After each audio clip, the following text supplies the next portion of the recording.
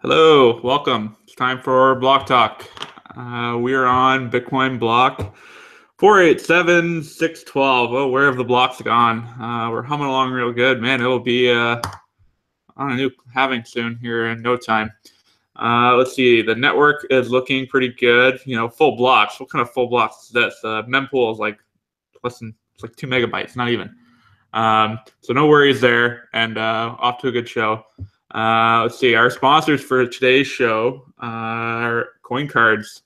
So if you are, cash rich with a lot of Bitcoin, and you're like, man, I really need to get some Tims, but Tims don't accept Bitcoin. Man, what a shame. Well, you can trade your Bitcoin for a Tim card or any other of these wonderful Canadian retailers, and do it at coincards.ca.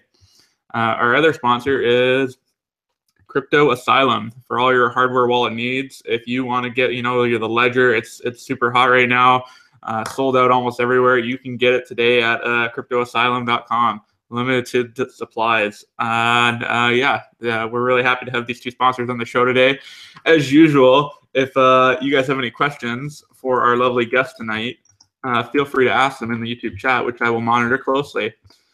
And without further ado, hi, I'm Alex, your intrepid host, and we are here with our guest of honor, Sam Patterson from the Open Bazaar project. Hey, Sam. Hey, thanks for having me. Thank you so much for joining us. And I guess I can't neglect our live audience as well. Welcome to the show, Decontrol. Woo! Yeah! Repping hard. All right. So, Sam, while we have... I'll turn the applause light off now, and then we'll wait for a quirky joke for the next outburst. Okay. So Sam, while we have the 5-minute attention span of the audience here, why don't you fill us in on what Open Bazaar is?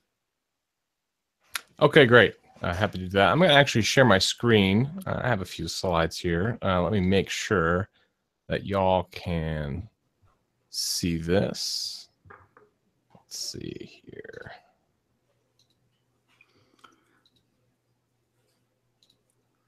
Okay. Do you see my slides now? Yeah. Okay, good deal. All right. So I'm going to start by laying out why is it we think cryptocurrencies are interesting to begin with. And one obvious point is they might make us rich, right? If you, can you guys see these slides progressing correctly? Yep. Okay, good to go. Yeah. So that's an obvious one. It's definitely part of it, right? I mean, we'd be lying if any of us said that that isn't an appealing part of cryptocurrencies, but that's certainly not what makes them interesting to begin with. Really, what makes them interesting is they don't require any trust in a third party. So this wasn't possible before Bitcoin, as I'm sure most of the audience watching this is aware of. You had to trust banks, you had to trust central banks, you had to trust payment processors. There's all kinds of parties in the system that you had to place your trust in with your money. But Bitcoin and cryptocurrencies in general enable a permissionless exchange of value, which is really why they're such a big deal to begin with, right? There's no application to join the network. There's no central authority that can stop this exchange of value from happening. There's no central authority to control the system in general, right? That's because it is decentralized. Now, what can you do with cryptocurrencies? Well, you can save them. And certainly there are a lot of people in the system now who advocate hodling and nothing else. I totally understand it. Of course, I have a stash myself. But the question is, for what purpose, right? At some point, you're holding them to do something with them, presumably. That's my assumption. Another thing is, maybe you can do something fancy with the blockchain. There's all kinds of people talking about how blockchain can do this and can do that. And in my mind, that's TBD, right? That's to be determined. I'm not sure if all those things will pan out. Well, I'm sure that not all of them will. Some of them definitely will. But spending them is one of the most interesting things that you can do with cryptocurrencies, right? That is, in fact, what a currency is typically used for, is to spend it. But the question is where? Where can you spend these cryptocurrencies? Well, the trusted third parties that used to be so problematic in the fiat currency system that Bitcoin and cryptocurrencies sort of solved, those are still everywhere in e-commerce. Okay, so everyone here is familiar with Amazon, eBay, Etsy, Alibaba, right? These central platforms are all over the place, and they control the e-commerce system right now. But there are problems with these trusted third parties.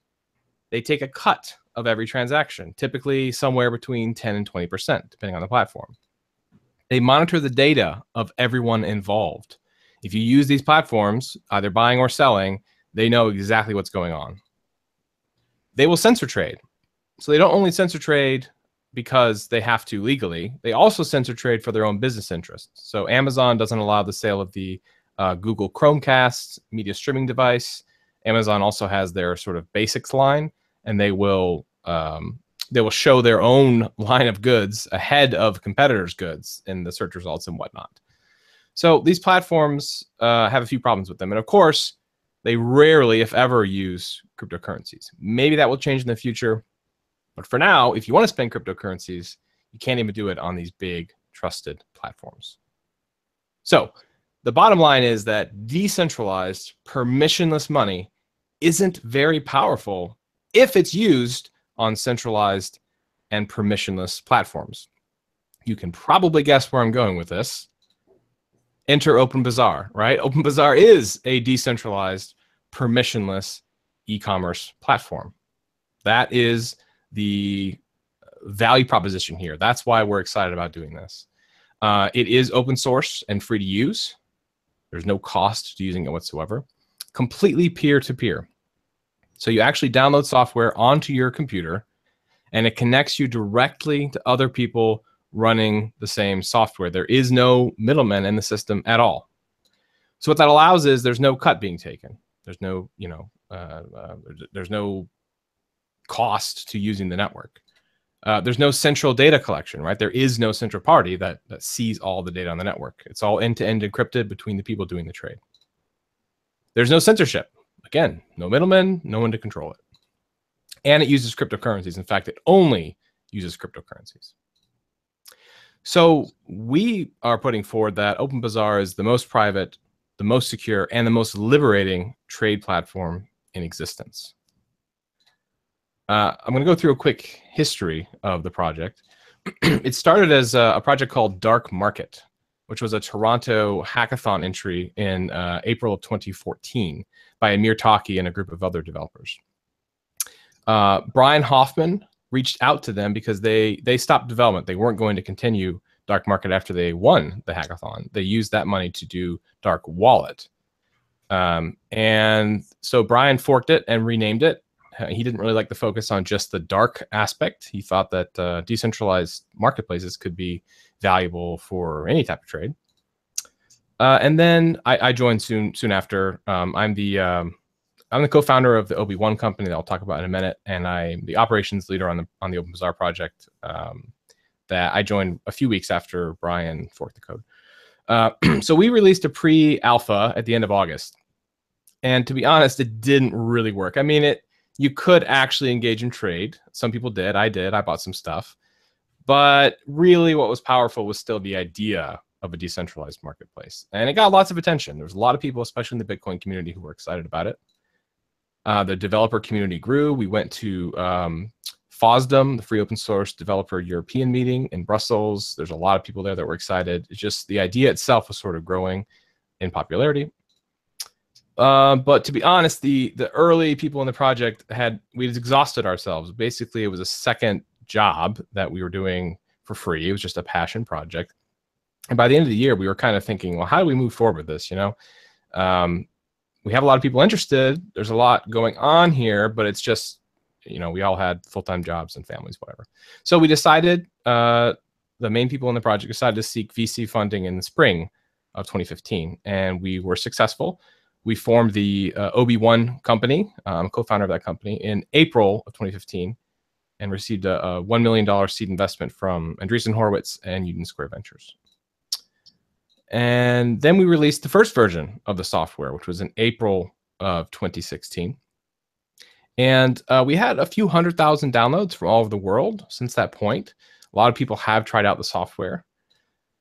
Initially, actually, there was quite a strong reaction. We had a lot of people joining early on, And there was a devoted small group of vendors and buyers that used the platform since that point. But really, after a while, it was just sideways. There wasn't a lot of new users. It was just the people already on the platform.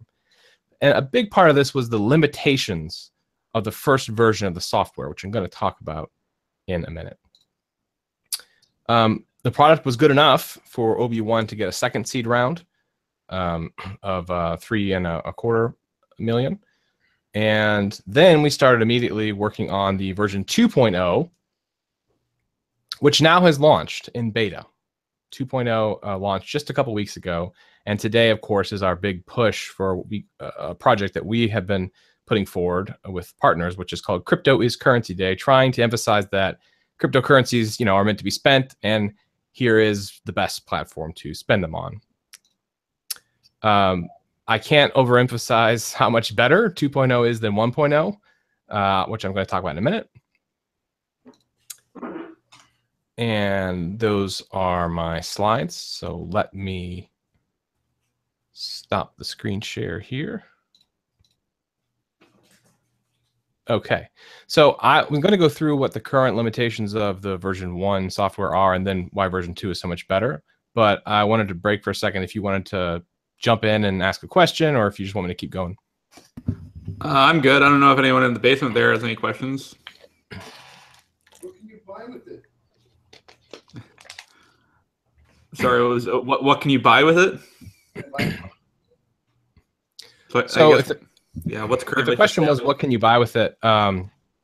If you're talking about Bazaar specifically, I'm going to go through that at the end of the presentation. I'm going to show you a search engine that indexes what's on the network right now, and I'm actually going to show you. I'll just show you the client itself and show you what's on there. So the limitations of the version 1 software that came out in April 2016. There were several. The biggest one by far was the fact that you had to have your store running all the time in order for it to be accessible on the network, right? So you download the software, you install it, run it on your computer, and you have to run it all the time if you were selling something, because it is a completely peer-to-peer marketplace, which means that in order for people to access your store, they literally are pulling files off of your computer. And if your computer is off or your internet connection is down or whatever, your store is not accessible. That was a very significant barrier to adoption, naturally, as you can imagine. Some people got around it by running a virtual private server. That kind of worked, but it was far from ideal. Another major limitation was just the lack of tools for managing your store itself. It was fairly rudimentary. There wasn't inventory management. There wasn't a lot of flexible shipping options. It's just, there just wasn't a lot there. And that's, for kind of putting out an MVP of a decentralized marketplace, we just don't have the 20 years that Amazon and all these platforms have had to put all these nice features in. So another major limitation on the first version was search. So we actually used something called a distributed hash table to search for search keywords. And that's just a very simple system that's easily gamed and not really that scalable. So it had really fundamental limitations. And what we saw was there were third-party search providers, two that come to mind, Duo Search and Bazaar Bay, that index the Open Bazaar network and let you search via a website. But that was kind of not a great user experience, because you'd have to leave the app, go to a website, and then search, and then go back into the app and find the listing. And then lastly, there was really no ability to do anonymity or privacy at all. It was all ClearNet IP addresses, not a darknet. And naturally, a lot of people in the Bitcoin community and anywhere around the world highly value their privacy. So that was a limitation as well. Now, we have spent a huge amount of time trying to address those limitations. And so the 2.0, we think, has addressed pretty much all of the things I just mentioned. The first thing that 2.0 has done is we rebuilt it on top of another protocol called IPFS, which is the Interplanetary File System. It's a distributed file system. It's this is not giving it enough credit, but it's similar to BitTorrent in the way that people can reseed other people's content. It's a lot more than that, but what that allows for OpenBazaar is that you can set up your store, which makes a node when you run OpenBazaar actually is an IPFS node, and then your store and your listings are reseeded by anyone else who visits your store automatically. And there's a couple nodes like that IPF or that OB1 runs that will automatically sort of index other people's nodes, even if no one else visits someone's store. So your listings should be online all the time. Even if you go offline, other people can still access your store and buy things. That is really, of course, a huge improvement over the initial version.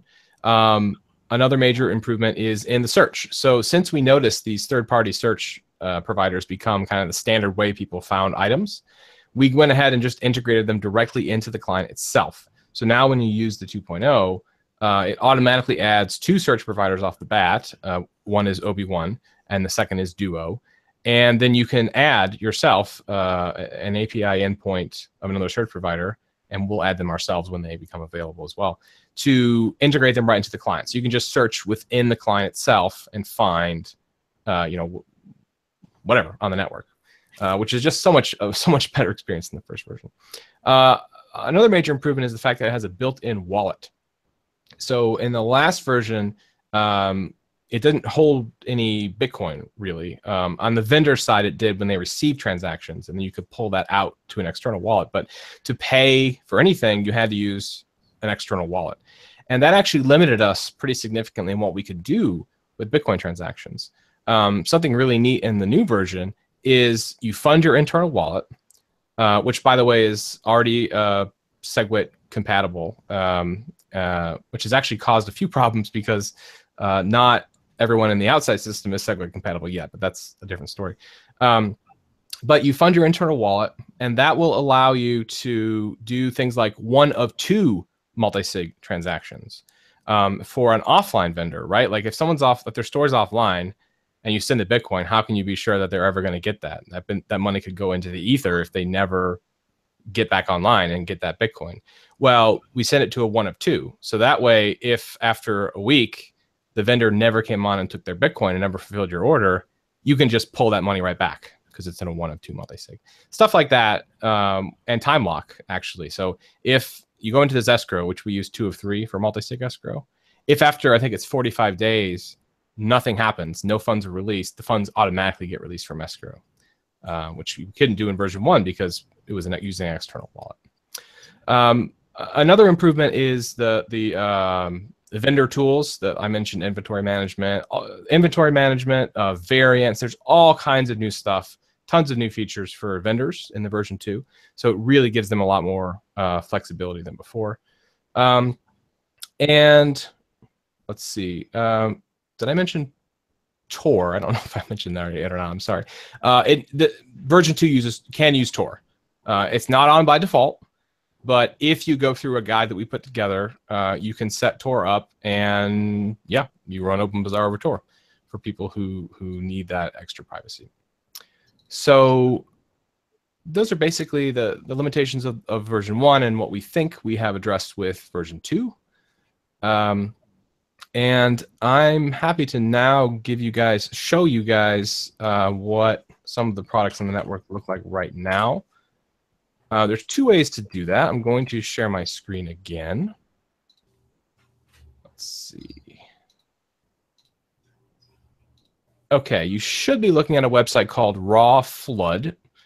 This is a new website, new search engine that just popped up for the 2.0. They are indexing listings on the 2.0 network. So there's all kinds of interesting stuff already that you can see. I don't know how well everyone can see these listings, but there's everything from different cactuses, some kratom, a few different types of recreational things you could do. Garnishes.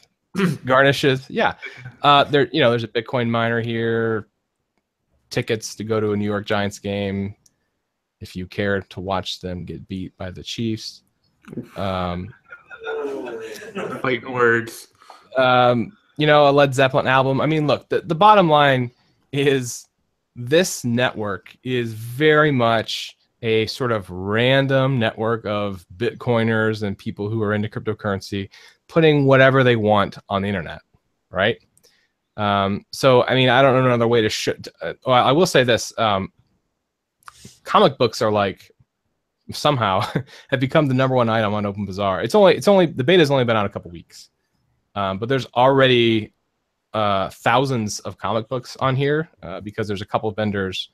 One actually is in Vancouver, I believe, a comic book vendor in Vancouver. Yeah. So, but anyway, you can go check the site out, rawflood.com, if you want to look on the internet. However, if you want to look yourselves in the client, which I highly recommend you do, because it only takes, well, hopefully at the end of this session, or even now, you've installed OpenBazaar yourself. All you have to do is go to openbazaar.org and click download. It's very easy to do. But I will show you what the client itself looks like. It's also free. It's also free.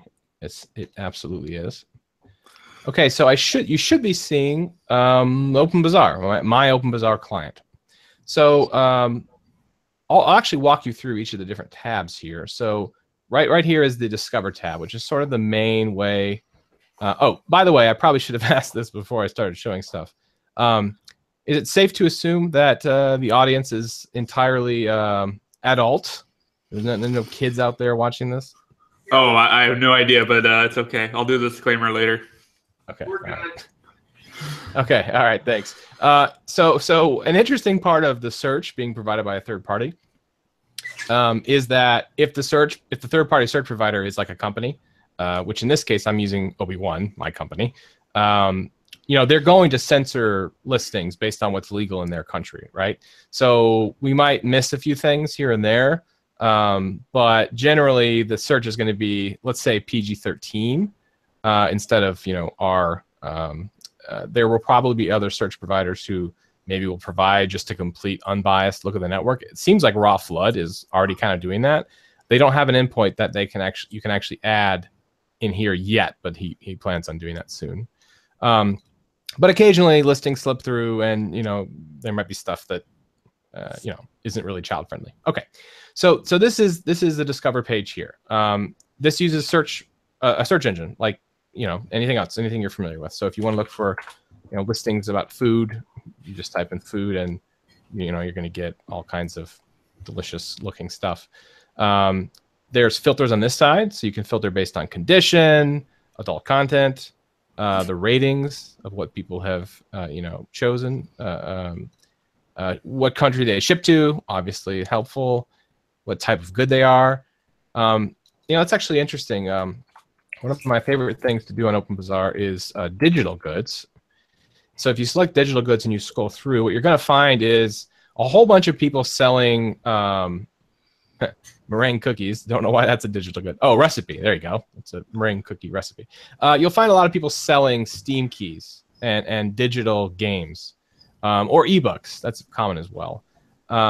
So, you know, anything can be sold, not just physical items. It can be digital goods. It can be services as well. Let's see, featured on Crypto Junkie. Someone in the YouTube chat is saying you could list ICO coins on there, I guess, too, if you really wanted to. You could do that. Yeah, I haven't seen any of that yet, but probably that will happen at some point. So that's basically the Discover page. There's also the built-in wallet. So if you click wallet up here, it's going to show you, you know, similar interface to other wallet, how much your funds are in Bitcoin and value in whatever currency you select. Obviously, I've selected US dollars, but you can select Canadian or anything else. How many transactions you've done. It shows you a list of the transactions, you know, and what they're for. Send money like any other wallet. You can change your Bitcoin fee right here. It'll bring you to your settings and let you choose, you know, what you want to pay, which has recently become, you know, important. And then if you want to receive money, you can click here, typical QR code and address. Also really neat, you can fund with Shapeshift. So if you're if you're into alts and you want to spend some, get them into your OpenBazaar wallet, click this. It'll open up a button and let you send money through Shapeshift into your OpenBazaar wallet. Notifications here. This is pretty typical stuff when people follow you, fulfill your orders, whatnot, when you have new followers. And then the navigation bar will let you go to your own page. I sell voiceover recording services if anyone's interested. The purchases you've done, you can look through all your purchases. I've been buying a lot today for Crypto is Currency Day. And then, of course, your settings. I won't go through all your settings. Yeah, you can look through that yourself. That's pretty much how the app works. So I'll show you a purchase now. I've actually been waiting to buy this because I wanted to demonstrate it here. So this guy, Pex Peppers, has hot sauce that I really enjoy. He's been on OpenBazaar for a long time now. So I'm going to visit his store. Now you'll note sometimes on the OpenBazaar network, it takes a long time to load listings. That wasn't too bad, but if the store is offline, the reason why is because you're not actually going to their computer and pulling a listing off like you normally would. You're going to other people on the network who view the store and are pulling the listings from them. So that sometimes can take a while. So no reviews yet, but I've had this myself and I know it's tasty. So I'm going to go ahead and purchase it. Just click buy now. You can select different shipping options if they're available. You could pay with Shapeshift if you wanted to, add in other information. I'm just going to go ahead and click pay. And then if you already have funded your internal OpenBazaar wallet, then it's really quite an easy process to pay with something. If you haven't, it's a very similar process to what you're already familiar with, which is the QR code that we're all used to. But if you haven't, then you use the internal wallet, which I'll show you in a moment. This is taking a while to load. I'm guessing that the store is actually offline. Hopefully, I'm not discovering a bug live. That is the peril of demoing beta technology. So do you only support buy it now, or is bidding an option as well? Yeah, so this is something that we've talked a lot about. I'll stop sharing for the moment and go back to that. So originally, we really wanted to support auctions. In fact, when we were first setting it up, auctions was going to be the primary way that we did things. What we quickly discovered is that auctions are significantly more difficult than just doing a buy it now price. And so we punted on that, and honestly, we've been punting ever since because we haven't had nearly as much demand, people asking for doing auctions instead of just straight sales and then all kinds of other features. And we focus more on the other features. So yeah, auctions are definitely something that we want to do, but it hasn't happened yet. Other priorities have gotten in the way. So this payment has pulled up now. Obviously took longer than you'd like, but now you can just go here, click pay from wallet. It's going to estimate a fee. I'll be damned, look at that. 5-cent Bitcoin fee is what it's estimating. That is not bad at all. So I click yes pay, and that's it. I just bought something on OpenBazaar. If I want, I can open up a dialogue with the vendor. Just say, hey, when you ship in whatever, and that's really it. I mean, that's buying something on OpenBazaar. Okay, well, that is pretty much what I wanted to share with y'all. So I'm very happy to take any questions or expound upon other stuff in the Bitcoin space if you want. I've been involved with Bitcoin over 5 years now, not just OpenBazaar, but whatever. I'd like to chat with you guys. Well, first off, I remember seeing a posting on Twitter. You guys were looking for an Ethereum dev. So is there possibly support for Ethereum right on like the protocol layer, or is Shapeshift going to be the main way of using other currencies?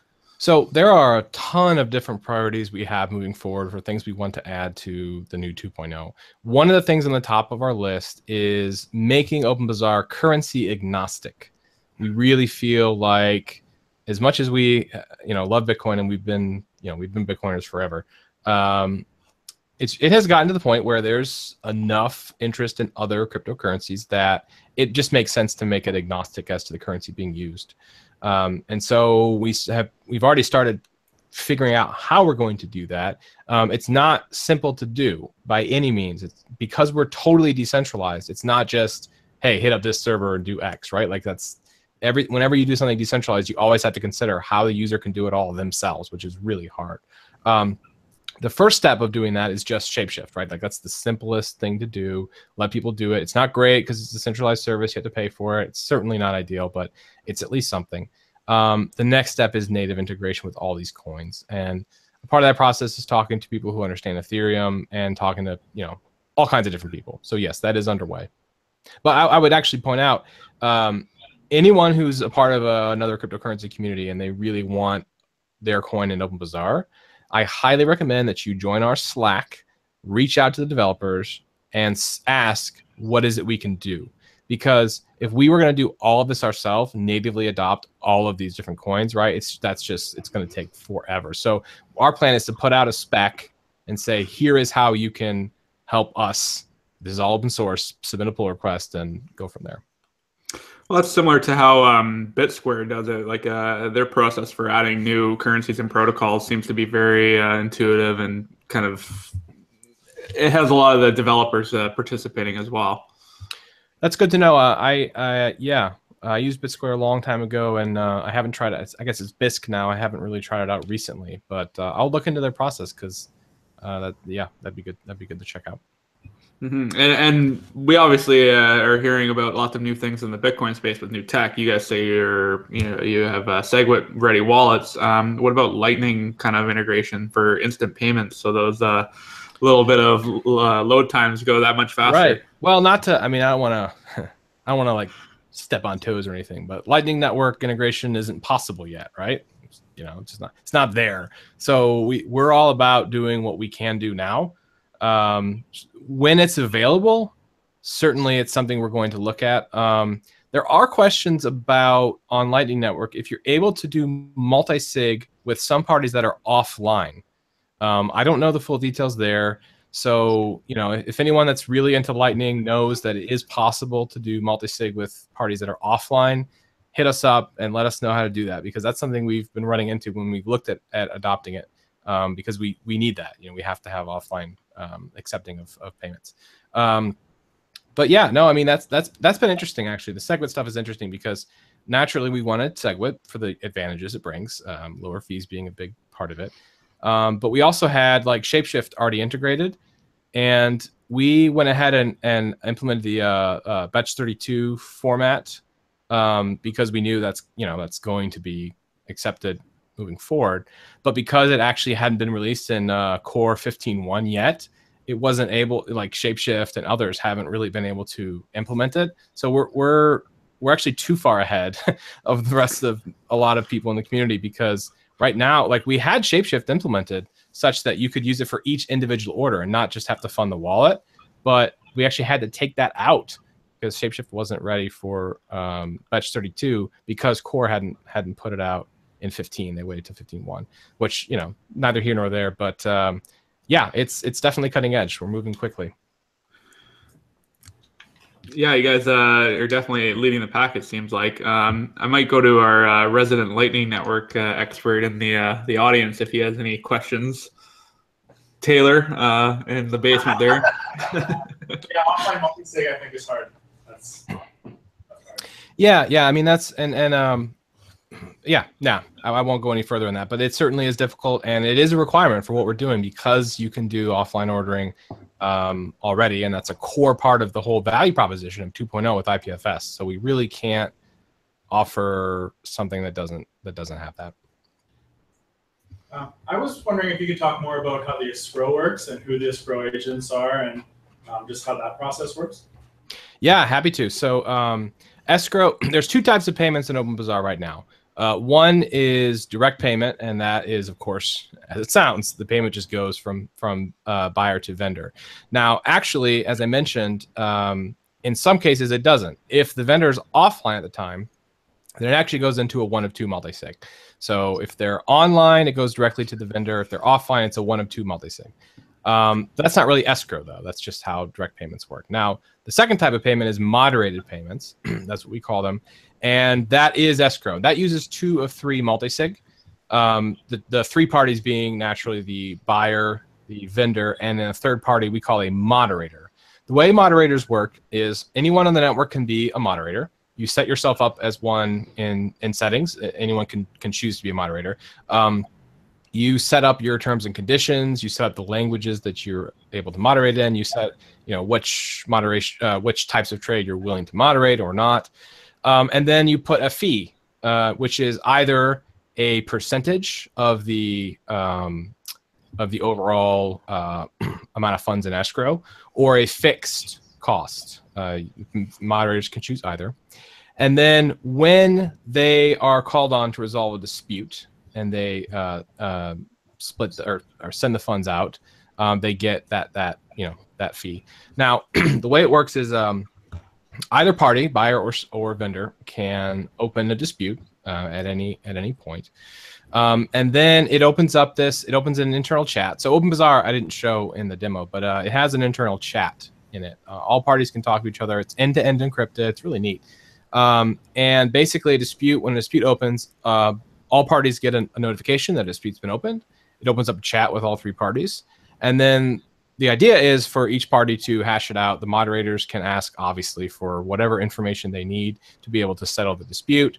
And then they go ahead and sign with one of the other parties, the winning party on the dispute. Now, moderators have a lot of leeway in how they can release transactions. They can either fully refund the buyer, they can fully release the escrow funds to the seller, or they can do any percentage split they want in between. And then out of that split comes their payment. And there isn't a really good reputation system yet for moderators, which is a kind of a limitation that we're aware of. But you can see how many disputes a moderator has settled in the past. So there's at least some way to say how knowledgeable they are on the network. And then the way the moderator selections happens is when you set up a store, you are not forced to. You don't have to set moderators up at all. And then if you don't, then buyers can only choose direct transactions. If you're doing if your store is really small, you don't have a lot of big ticket items, whatever, maybe you just wouldn't want moderation. But if you're doing something that requires trust or is a large order, you'll probably set up a moderator. The vendors are the ones who choose the list of moderators themselves. That can be a weakness if they were to say collude and choose a moderator that that they knew and that they were willing to rip people off or something. But what we have seen typically is a few moderators sort of float to the top, and they're known as being trusted. And then the moderator or the vendor will just choose a list of the top people who are trusted, 3 or 4 or 5 of them.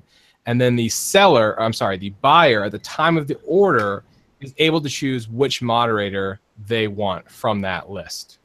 And it goes from that point. If there is no dispute, do the moderators do anything? Let's say that again. If there is no dispute, do the moderators still need to sign off on the transaction? Not only do they not sign off on the transaction, they are not even aware the transaction happened. Moderators are only aware of and involved in a transaction when a dispute is opened.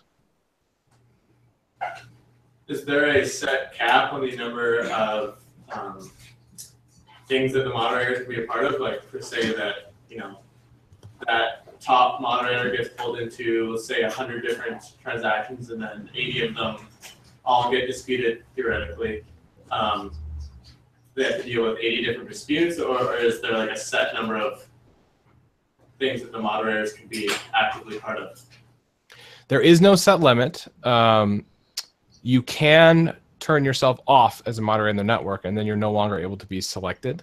So in theory, if a moderator really received that much overwhelming amount of cases, they would, I guess, temporarily turn themselves off the network. That's a good idea, though, to add some sort of limiting system in there in case one gets really popular.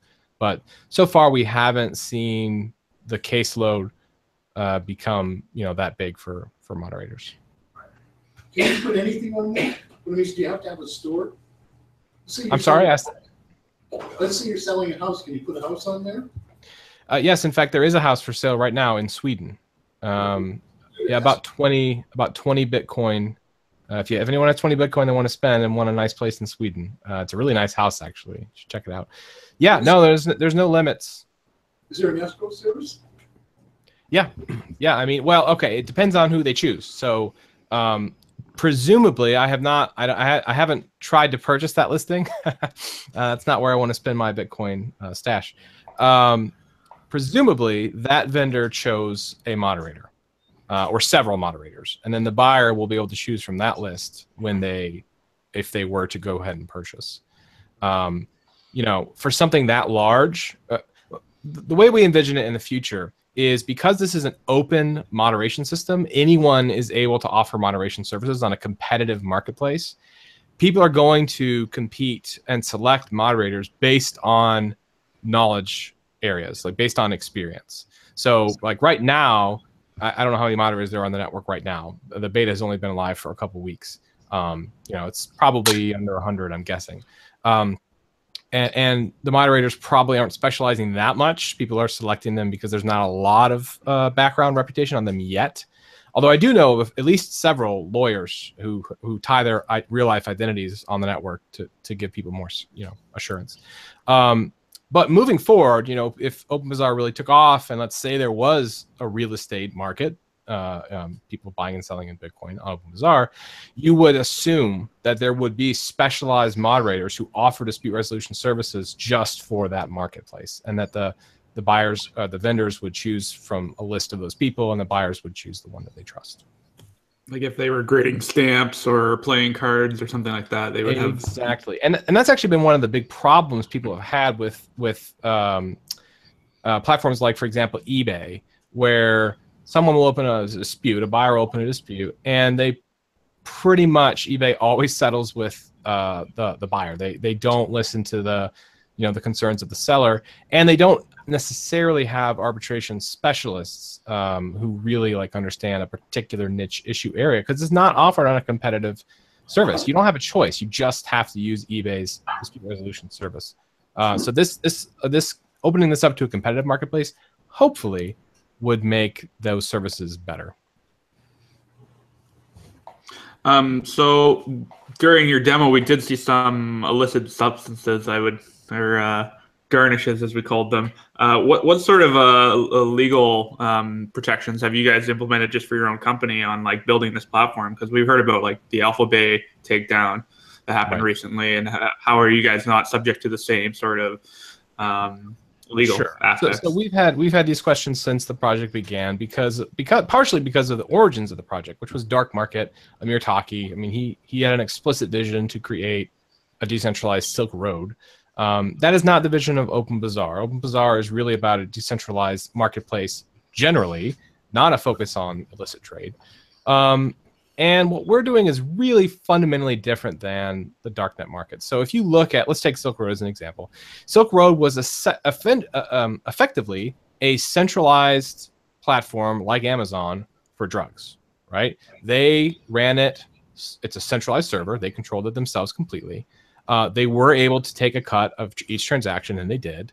They did collect data, actually, which was kind of a problem. And they censored. In that case, maybe it was a good thing, because some of the stuff they censored was stuff you really don't want to begin with. But so they're really no different than the centralized platforms. The only difference is that they cater specifically to illicit trade. That is not what we're doing with OpenBazaar. This is a protocol and a network for free trade that is not created for anyone specifically to profit. It's not created to cater to any type of good. It's not centrally controlled. And it's actually not a darknet market, at least not in the traditional sense, because the default way that you connect in the network is through the ClearNet. That's the default way. Now, you can now, with version 2, connect through Tor. But if you do that, it takes some extra steps. So we're not dumping everyone into sort sort of a Tor network. What we have done as a company, so this is an interesting question because there's two different things going on here, right? One is OpenBazaar, the open source decentralized network project.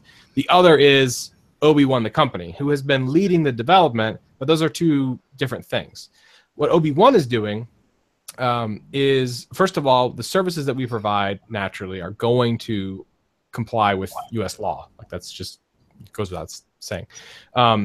Search is a good example of that. So right now, OB1 Search is one of the main search providers within the client itself. And if you use OB1 Search, we are censoring any listings that are illegal in the United States.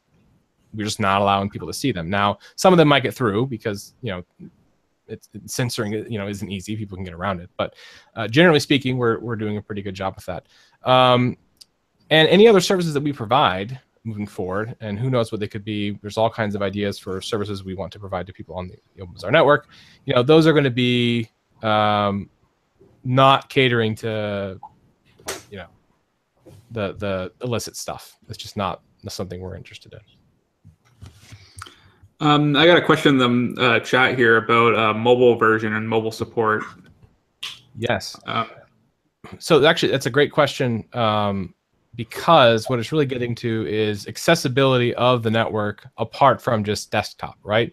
I mean, you know, in 2017, the idea that the only way you can access a network is to download an application on your computer, not great, right? We're aware of that. Most people are moving to mobile.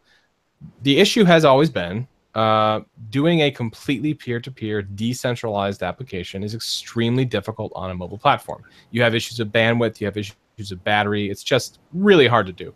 And so we have always focused on desktop as the reference client. This, you know, this is a thing that, you know, it's sort of the core, here's what the protocol and network should look like. But we've always wanted to do mobile, and we think we're about to crack that nut. We're building a mobile application now. And the reason why we can do it now and couldn't do it before is because we've now built on IPFS. So IPFS actually has a JavaScript implementation, and that's going to allow us to build OpenBazaar in JavaScript primarily for the browser. So not only will it be accessible on mobile, but it will be accessible in a browser itself. And that, of course, lets us do it on mobile as well. So yes, moving forward, it will not only be desktop only. You can do it in the browser. You can do it on mobile. But baby steps. That's hard to do. We'll get there, though. Yep.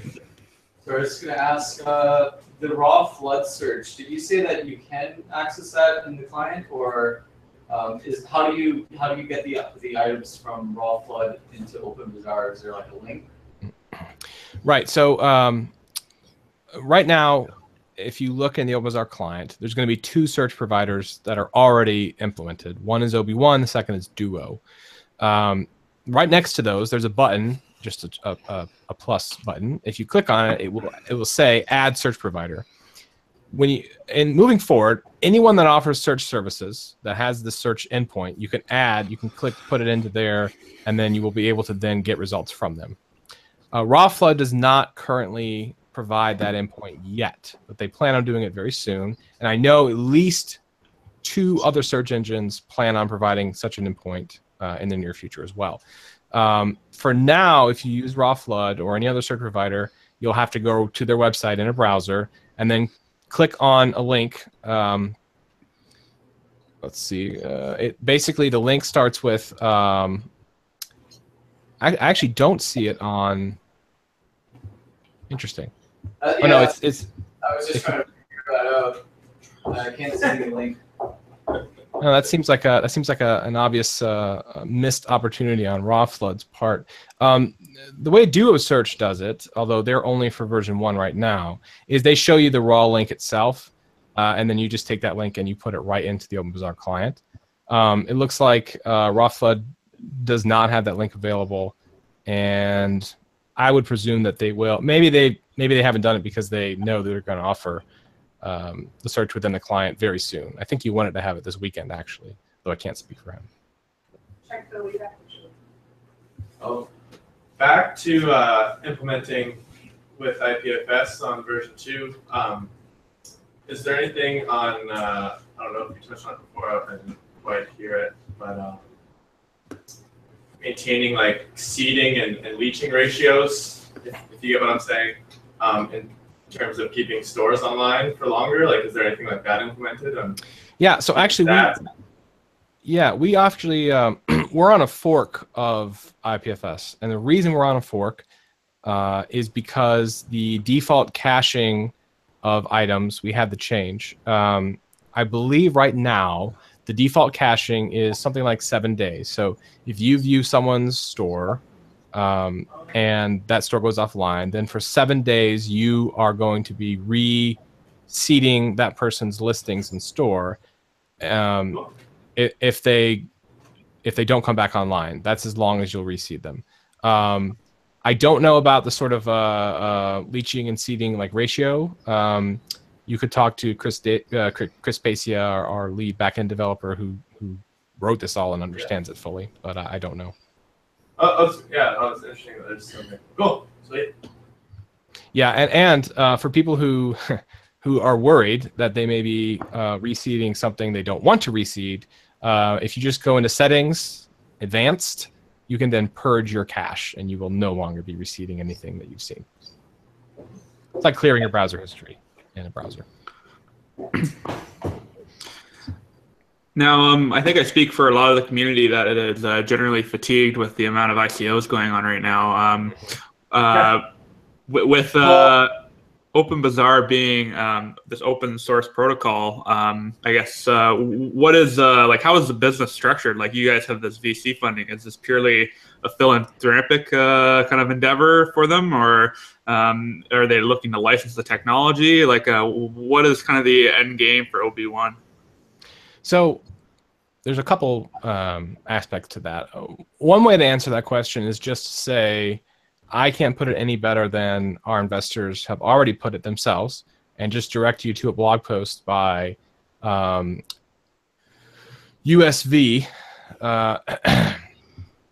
There's a blog post they put out. I'm trying to remember when. It's authored by Brad Burnham when they announced our funding, which would have been in the middle of 2015.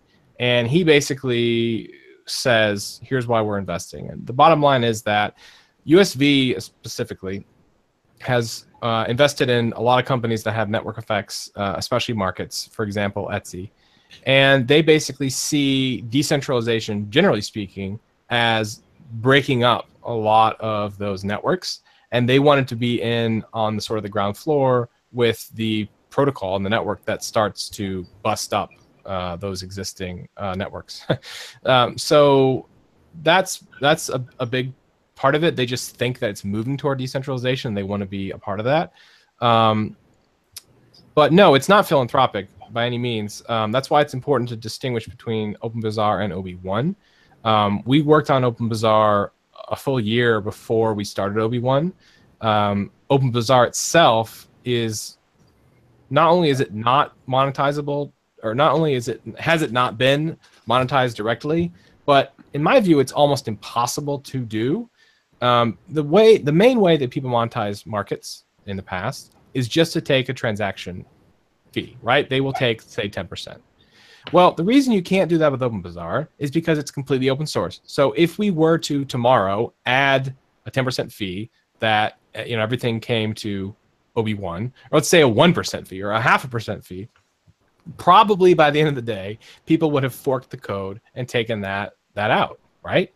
And I would be in favor of that, because the whole point of this, in my mind, is just total free trade. But so really, the protocol itself, the whole point of it, the value proposition, is free trade, and that's free as in free, no monetary cost, and free as in no one can control it.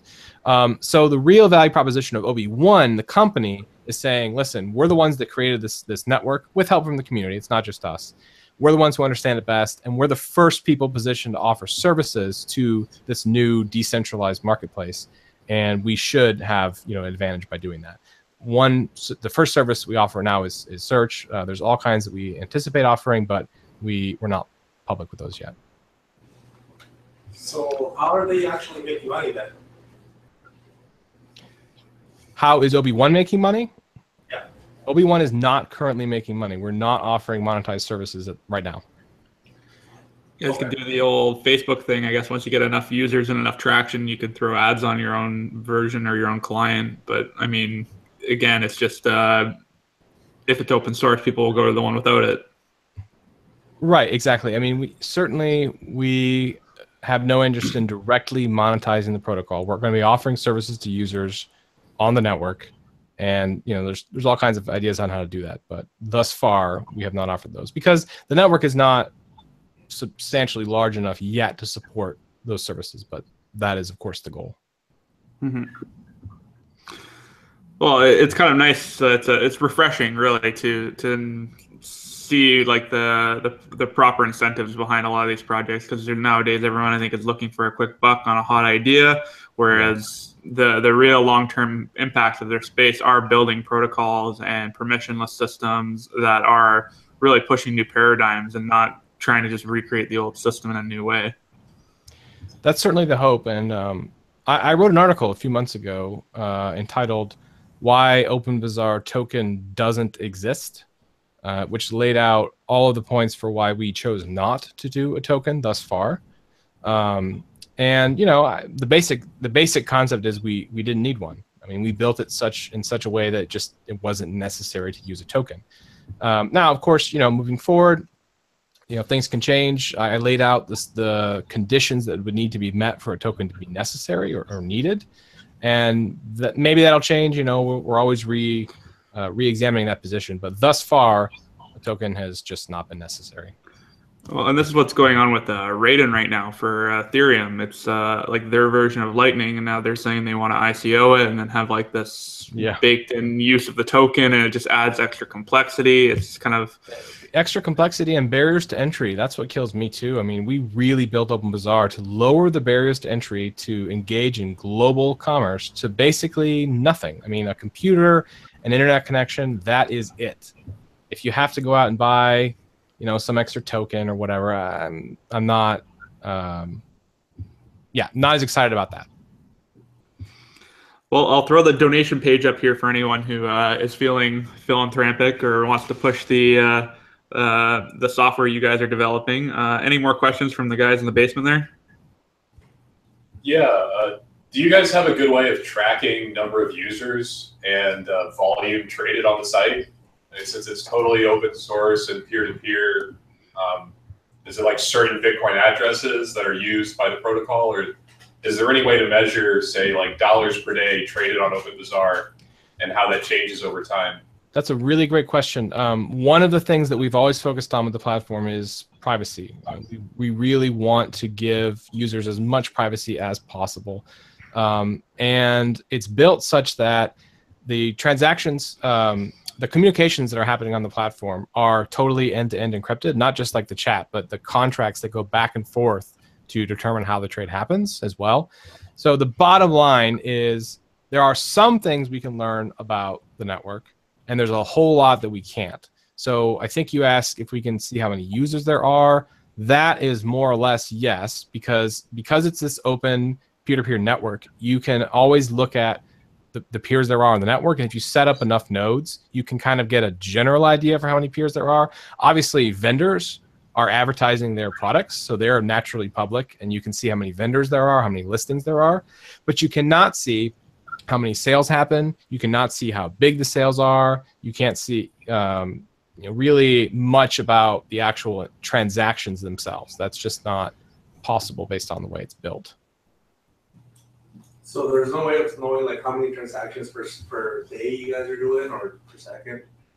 The only proxy that we have for that is reviews that people leave voluntarily. So you can leave a review after a purchase, and those reviews are public. So we have a crawler that is always looking for new nodes, new listings, and new reviews, and we track those stats ourselves.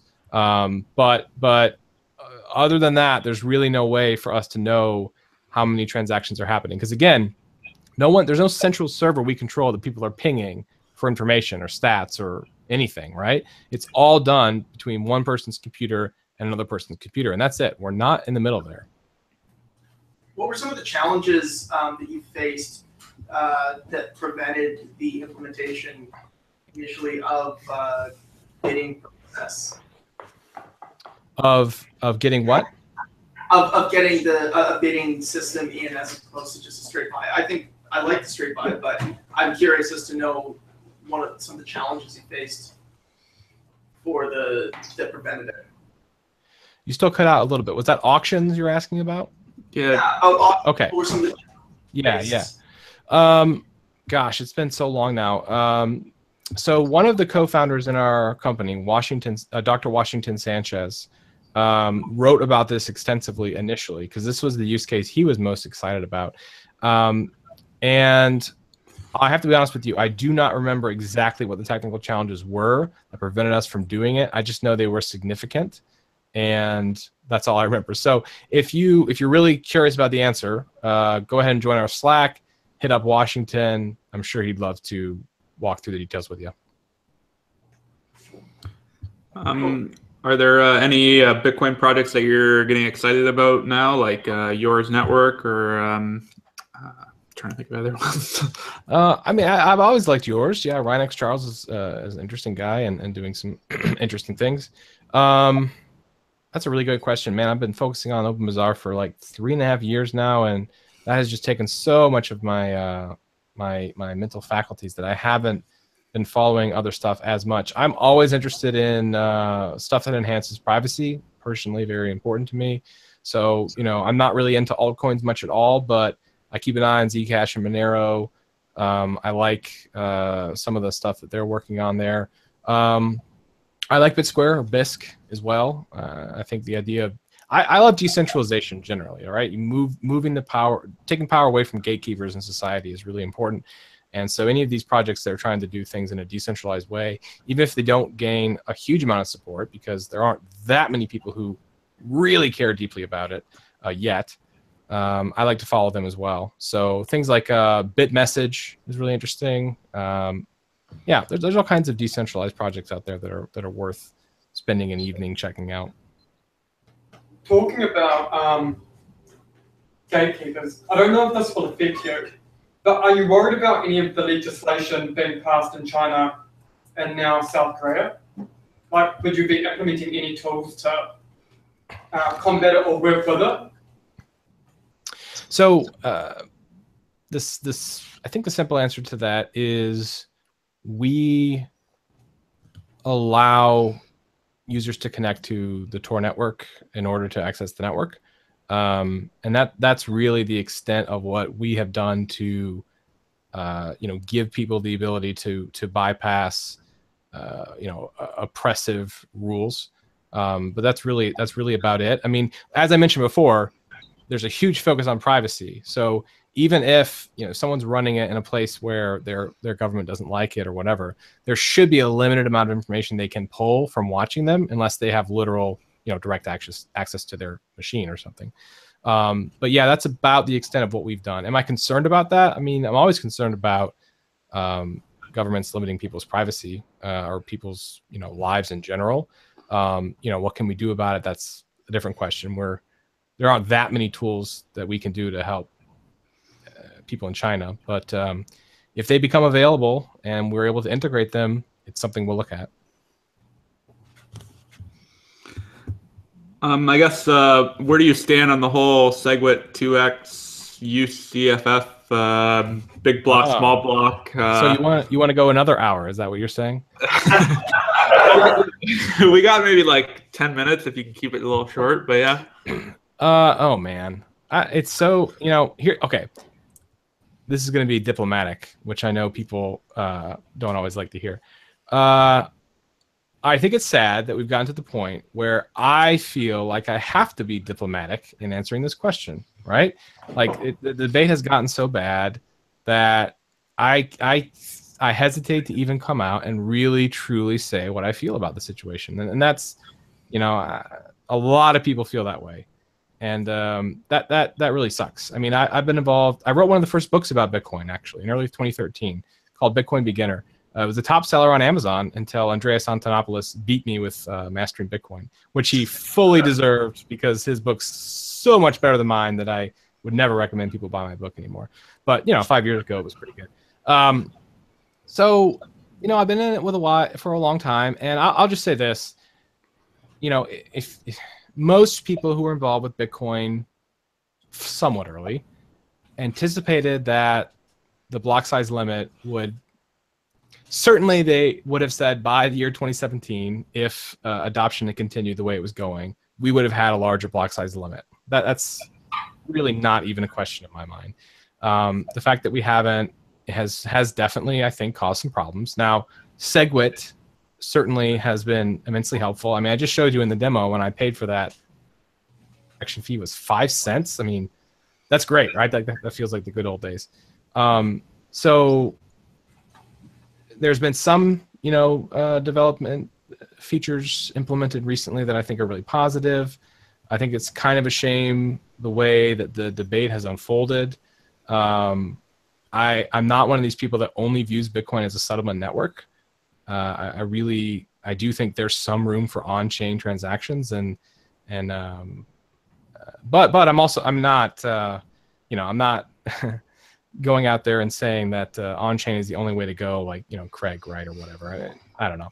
I'm somewhere in the middle. So it's basically, I just look at it and I remember what it felt like in 2012 and 2013 when it was a big deal, when anyone was accepting Bitcoin and we were all on the same page and we all had this vision for truly permissionless value and free trade. And it's just like that ethos is something I really was excited about.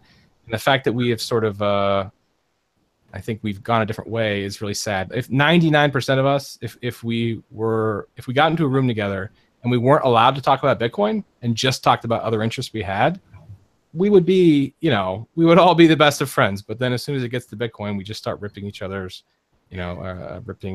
each other's face, and it's like, I don't know. It's disappointing to me. Not here to control. Well, Vancouver in general is real mellow. We've been pitching, and Sturk used to live here. We've been pitching that Vancouver is like Burning Man all year round. Just want to talk philosophy and drink beverages slowly, hang out. So you guys are saying out where y'all are, there is not the same vitriolic atmosphere around the block size debate? People are willing to talk about it as opposed to ripping each other's faces off. Well, we also are really biased towards one side, which when you all agree with each other, it's easy to not. Yeah. That's one of the reasons, but it makes our enjoyment of Bitcoin mellow.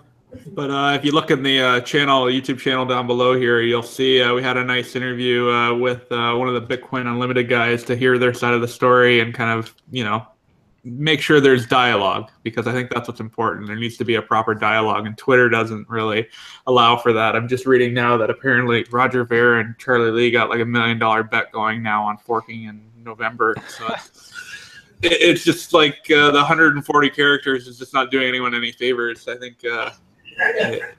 Well, really what's happened, I'm sure this is not a novel concept, but what's happened is it's changed into politics. I mean, right now it's engaged in politics, right? It's the distribution of power in the system. Who has the power? Who's willing to use it? It's not fully about the ideas anymore. It's really just come down to who has the power, who's going to use it. And that's, I don't like politics. I fight against political power, really. That's why I'm interested in Bitcoin and Open Bazaar and this technology, is to stop people from being able to exercise power against other people, but people, individually having it themselves, and to see politics come into the technology that's supposed to undermine politics is, that's why I say it's disappointing. But that's, I guess, pessimistic, but long term, I still have incredibly high hopes for the entire cryptocurrency space, the entire decentralization movement. I mean, I'm very, very positive in the long term. Just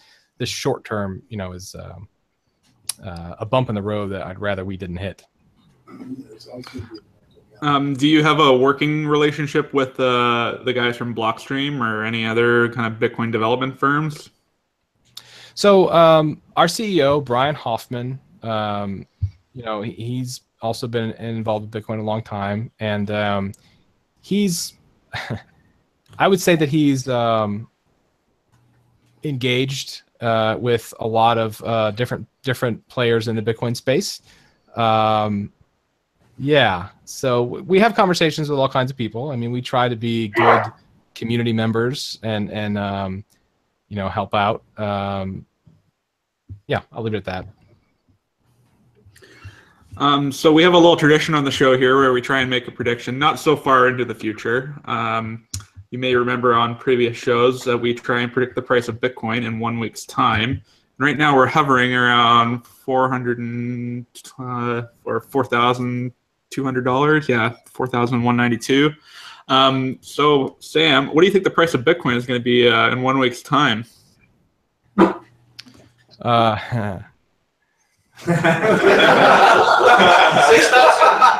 I was gonna ask like which Bitcoin. That joke would have worked better like two months from now.